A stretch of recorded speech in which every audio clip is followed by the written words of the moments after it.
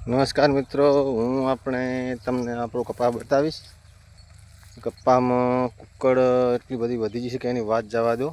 તમે જોઈ શકો છો કે કુક્કડ એકદમ શેંકણિયા કલરનું પોંદરું થઈ ગયું છે. એક બે વાર દવા નાખી છે પણ કોઈ રિઝલ્ટ, વરસાદ થાતા કરે છે, દવા નાખીને નીકળી અને તરત વરસાદ થાય, દવા નાખીને નીકળી અને તરત વરસાદ થાય, એટલે કોઈ રિઝલ્ટમાં ઘણો બધો તફાવત જોવા મળ્યો નથી. જેવું હતું એવું ને એવું છે, આમાં કંઈ ફેરફાર કર્યો નથી. પણ જુઓ તમે કેમેરામાં તમને દેખાશે કે પોદળું એકદમ શેંકણી જેવું થઈ ગયું છે.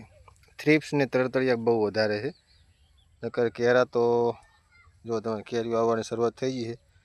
વરસાદ જો આવો નવો મેઘો મંડાવે છે, ગાજવીજ ને એવું બધું ચાલુ છે, ગમે ત્યારે વરસાદ પડી શકે છે. આપણે ઝાડ છે, ઝાડમાં પણ પાણી નહોતું પાયું ને વરસાદ બહુ લેટ થયો ને ઝાર વધી ગઈ હતી, એટલે હવે ઝાર પણ અંદર તો હાવ પડી જ ગઈ છે. આ કોરે કોરે પાણી જતું એટલે ઝાર પડી નથી. અને કપાસમાં વરસાદ થવાના કારણે, વધારે વરસાદ થવાના કારણે જો આજ તો આ સાર લઈ લીધી છે નીણ પશુપાલન માટે. બે પૂરા કરી લીધા છે. બંને પાટલામાં તમને દેખાશે કે વાઢેલું છે. પણ ખડ તમે જુઓ, અતિશય ખડ, એટલું બધું ખડ છે કે એની લિમિટ જ નથી. હવે તમને કેમેરો નેચો કરીને બતાવું. ખડ લગભગ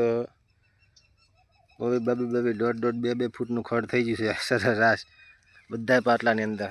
બેઠા બેઠા ગમે વાઢે એવું બધું ખડ થઈ જશે.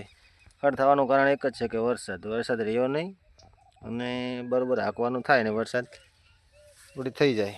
ને કપાસ તો બહુ હાઈ ક્લાસ છે, અને દવાની અસર એટલા માટે નહીં કરતું કેમ કે ખડ છે ને વધારે, એટલા માટે. તમે ખડ તો જો, અને ખડમાં પણ કૂતરા જ છે એકલા. આજે દવા લાવ્યો છું, જો વરસાદ રાત્રે ના થાય તો સવારમાં આપણે ખડની દવા નાખી દેવી છે. કપાસમાં તો ફ્લાવરિંગ તો બહુ સારામાં સારું છે એકદમ, પણ તડતડિયાને થ્રીપ્સના કારણે કુકડ વધી ગઈ છે. તો આ અમારો કપાસ હતો, અને કપાસમાં દવાનું રિઝલ્ટ કંઈ મળ્યું નથી. કપાસ સારામાં સારો છે, પણ ખડ હોવાના કારણે કપાસ એક બગડ્યો છે. તો ખડની દવા કાલે નાખી દઈશું. તો આપણો વિડીયો કેવો લાગ્યો અને કપાસ કેવો લાગ્યો, લાઈક શેર ને સબસ્ક્રાઈબ જરૂર કરી અને કોમેન્ટમાં લખજો જે હોય. જય માતાજી.